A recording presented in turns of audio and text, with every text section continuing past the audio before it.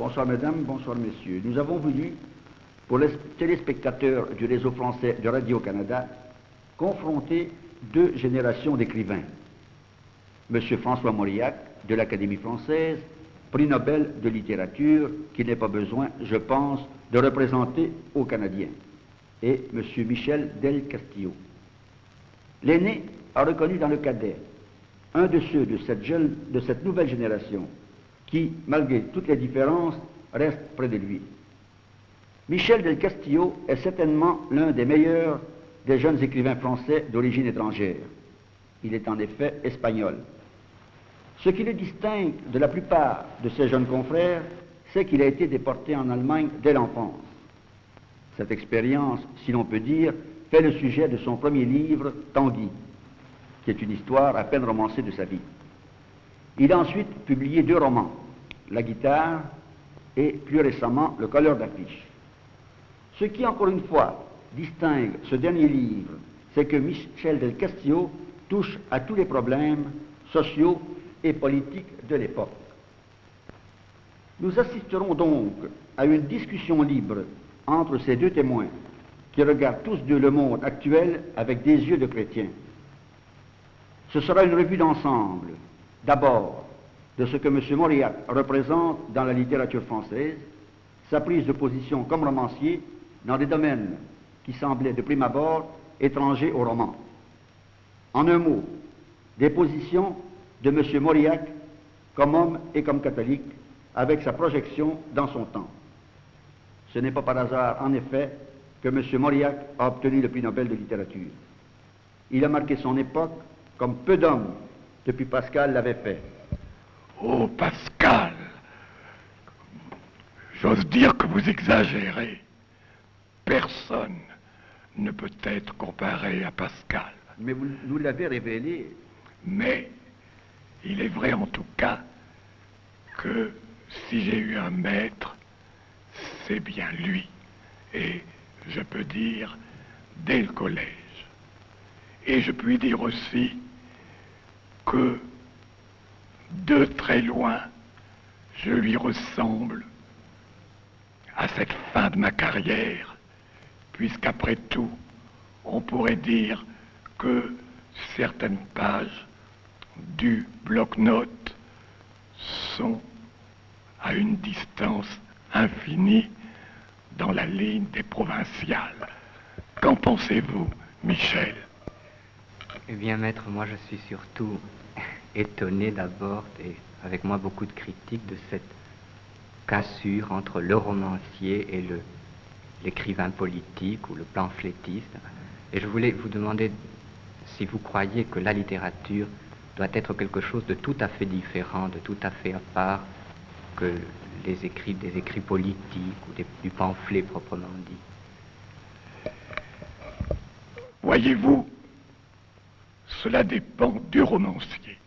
Vous, par exemple, Michel Del Castillo, votre dernier livre, Le colleur d'affiches, m'a surtout attaché par cette qualité que moi, par exemple, je n'ai à aucun degré de dépasser le problème personnel de vos héros et votre problème personnel, et tout de même d'atteindre à l'universel. Il est évident que chez moi, ces deux préoccupations qui dans le colleur d'affiches sont unies, chez moi ont toujours été séparées. Je veux dire que le romancier et le journaliste ne sont pas deux écrivains différents, car je mets autant de soins et d'application à un article de journal qu'à une page de roman. Mais les deux champs d'action ne se sont jamais mêlés. Le romancier, chez moi, ne s'intéresse qu'aux problèmes de l'âme et aussi aux problèmes de la chair. Et le journaliste a pour champ, évidemment, la politique et l'histoire des hommes.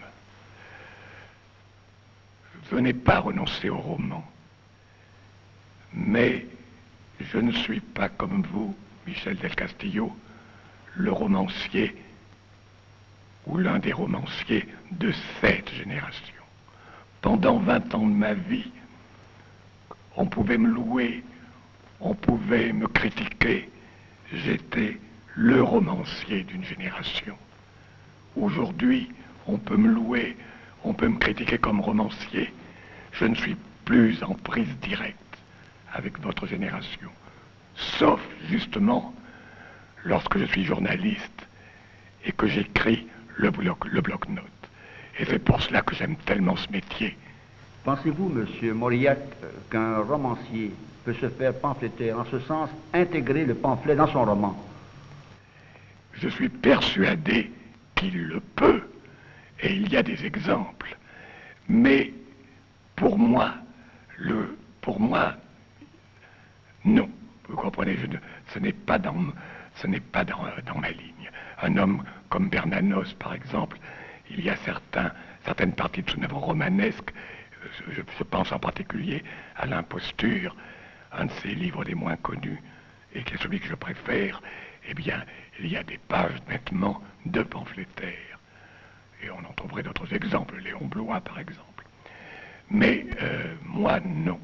Ce sont deux modes d'expression absolument différents. Ce qui nous unit, ce qui reste commun, c'est le style. Monsieur del Castillo, peut-être pourriez-vous également nous exprimer votre opinion sur ce qu'est le roman, si vous êtes d'accord avec Monsieur Mauriac. Bien, vous savez, il n'y a pas à être d'accord de fait. Je crois que le problème, ou plutôt la solution, dépend du romancier, comme le disait François Mauriac. Mais ce qui est certain, c'est que le problème politique ou le problème pamphlétaire, pour moi, a suivi la courbe inverse, c'est-à-dire que du politique, cela a débouché sur le moral, et que, en définitive, je finis là où François Mauriac commençait, c'est-à-dire je retrouve Dieu à la fin, alors qu'il le possédait au commencement, et en grande partie grâce à lui et grâce au bloc-notes. Ça, je dois le dire. Vous devez voir le monde sous une optique différente de celle dont la voit M. Mauriac. Est-ce que pour vous, il y a des problèmes éternels, des problèmes essentiels qui sont les mêmes actuellement et qui existaient tels quels à l'époque de M. Mauriac? Mais il n'y a que ça, enfin, ne fût-ce que le problème du mal sur toutes ses formes. Et François Mauriac ne parlait que de ça. Voyez-vous ce qui fait la grande différence entre lui et moi, c'est que il a eu, dès l'enfance, une expérience de la souffrance et du malheur. Et pire, il a surtout vu, avec ses yeux d'enfant, cette chose que nous ne réalisions pas autrefois et que nous ne connaissons que maintenant, et qui est le mal. Le mal sous sa forme absolue, je veux dire l'univers concentrationnaire, cet enfer concentrationnaire que les Allemands avaient non pas inventé, car il existait avant eux, mais enfin qu'ils avaient perfectionné. Eh bien, l'expérience de Michel de Castillo a été telle qu'il est parti, lui, d'une vie, n'est-ce pas, du mal, comment dirais-je, expérimenté à un âge qui était pour moi l'âge du bonheur, l'âge de la joie, l'âge du rêve, l'âge de la prière. C'est pour ça que notre point de départ n'est pas le même, naturellement.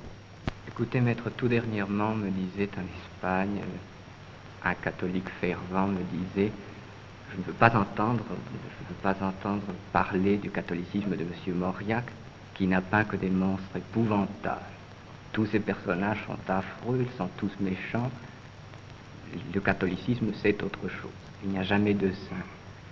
Et alors, là, je voulais vous demander d'abord votre sentiment, et en même temps dire tout de même que, personnellement, ça m'a fait un bien infini dans la mesure où il y avait dans la peinture de ces monstres une tendresse extraordinaire et un pouvoir de rachat extraordinaire aussi. Et je voulais savoir si cette objection vous paraissait valable ou non, personnellement.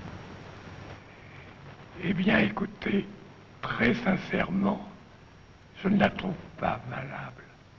D'abord, il n'y a pas de catholicisme de Mauriac. Il y a un pauvre catholique que je suis qui s'est exprimé comme il a pu dans des romans, mais enfin, aucune doctrine ne peut se prévaloir de mon nom. Mais surtout, ce qui fait que j'ai toujours protesté contre cette critique, c'est qu'on me reproche d'être le romancier d'un univers où le mal existe. Je trouve stupéfiant ces catholiques scandalisés parce que on leur montre un monde où la nature a été blessée par le péché originel et qui a eu besoin d'un rédempteur. J'avoue que ce sont d'étranges catholiques qui font semblant ou qui s'irritent quand on leur montre que le mal existe et que le mal n'existe pas seulement chez ce que j'appellerais les méchants officiels, mais que le mal se trouve en chacun de nous et que le pire des maux, je dis le pire, puisque c'est celui que le Seigneur a dénoncé, il faut bien le dire avec une espèce de fureur, c'est le pharisaïsme. Et qu'est-ce que le pharisaïsme? Sinon cette persuasion. Où sont les catholiques dont vous me parlez? Que chez eux, et parmi eux, et pour eux, il n'y a pas le mal. Que le mal, ce sont les autres. En somme, vous dépeignez l'homme tel qu'il est et non pas tel que nous voudrions qu'il fût. Oui, du moins, je le souhaite. Mais j'ajouterai simplement que mes personnages les pires ont tous une âme. Je veux dire que l'on devine l'âme en eux, alors que chez beaucoup de mes contemporains, je crois qu'ils ont une âme parce que je suis catholique et que je sais qu'elle existe, mais elle n'apparaît jamais à la surface. Monsieur Mauriac, nous vous remercions beaucoup. Problèmes éternels de l'homme, de sa destinée, de ses aspirations souvent déçues, de son angoisse, tels semblent être devenus les thèmes littéraires actuels. Nous remercions Monsieur François Mauriac d'avoir bien voulu nous consacrer ces minutes de son temps précieux. Nous lui en savons gré. Et je suis sûr que nous apprécierons toutes ces prises de position. Elles ne laissent personne indifférent. C'est la marque du grand écrivain catholique, c'est-à-dire universel qu'il est. Ici, Dostler O'Leary qui vous parle à Paris.